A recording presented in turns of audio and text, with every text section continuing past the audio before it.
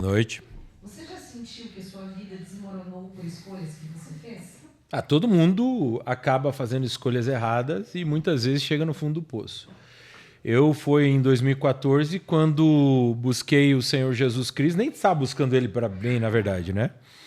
Nós estávamos com uma situação com uma criança ali que estava vendo demônios, eu estava preso na bebida e na pornografia, era crente, filho de pastor, né?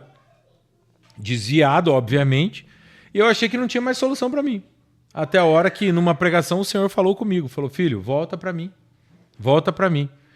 Eu estava num abismo, então todo mundo passa por isso. E eu vou falar, essas situações são transformadoras e renovadoras das nossas vidas quando o Senhor entra. Ok. Se porventura alguém sente que está sendo destruída a vida por ter relação com várias pessoas, isso é um castigo de Deus? Na verdade, a pessoa tem relações com várias pessoas por um problema emocional. Não tem jeito. Quando você, na infância, acaba sofrendo alguns tipos de traumas, você procura em pessoas a solução desses problemas. Eu já tive aqui na igreja pessoas que tiveram mais de 30 relações sexuais com pessoas diferentes. Então, o que acontece? Você percebe, e é fácil de identificar, essas pessoas possuem um problema na infância relacionado ao pai e à mãe, com falta de alguma coisa. E aí, o que elas buscam? Buscam no sexo, buscam na droga, buscam na pornografia, buscam no álcool, buscam em comportamentos abusivos, vão demais na academia, começa a ter um comportamento compulsivo. Por quê? Porque alguma coisa aconteceu. E não encontraram Cristo Jesus para que isso fosse solucionado. Porque a hora que você tem um encontro verdadeiro com Jesus Cristo, acabou esse problema. Porque ele preenche tudo. E depois dessa relação, com várias pessoas, essa pessoa pode ter, tido filhos com parceiros diferentes, isso é um pecado que não tem perdão? Como que Deus trata isso? O único pecado que não tem perdão fora, dentro da graça de Deus, é a blasfêmia contra o Espírito Santo. Ok? Isso é claro. É o único pecado que te impede de ser salvo. É a blasfêmia com o Espírito Santo. Os demais pecados, o que acontece? São obras da carne. Tanto que está lá descrito em Gálatas 5. As obras da carne, são imoralidade sexual, impureza, devassidão. Ou seja, essa é uma obra produzida pela sua carne. E se a sua carne governa, é porque você está alimentando essa carne. Em um determinado momento aqui, eu respondi, tudo cresce que é alimentado. Tudo aquilo que você alimenta, você cresce. Se você alimentar muito bem uma criança, essa criança cresce. Se você cultivar muito bem uma planta, essa planta com adubo e tudo mais, ela vai crescer. Se você pegar um animal de estimação e der comida para ele adequada, ele vai crescer. Só que tudo que vira exagero, você engorda. Você causa problema. Se você tomar 8 litros de água por dia, você vai ter um problema que você vai morrer afogado. Como assim morrer afogado? Tuas células vão romper de tanta água.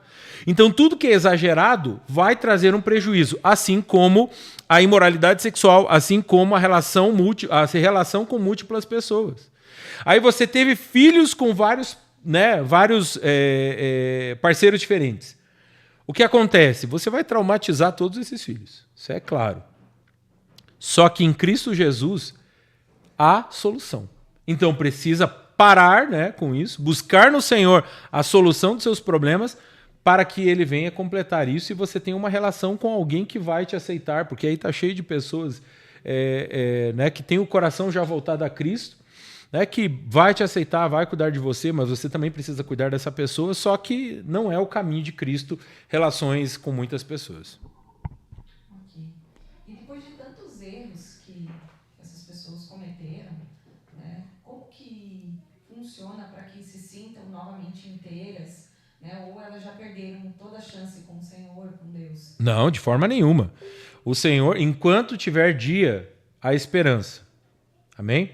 O Senhor Jesus Cristo, nenhum pecado, tirando o único que ele deixou claro, que é a blasfêmia contra o Espírito Santo, nenhum pecado é maior que o sangue de Jesus. Ok? Nenhum pecado é maior que o sangue de Jesus. O que essa pessoa precisa, ela precisa se lavar no sangue de Jesus. É isso. Não é se lavar no sangue de Jesus, como eu já disse aqui em outra ocasião. Não é se lavar no sangue de Jesus para ficar pecando. Não é isso. né? Porque senão você é escravo do pecado, é o que está descrito lá em Romanos 6,14. Então, assim, você precisa ser livre desse pecado, e você é livre por meio da graça de Cristo. Ok.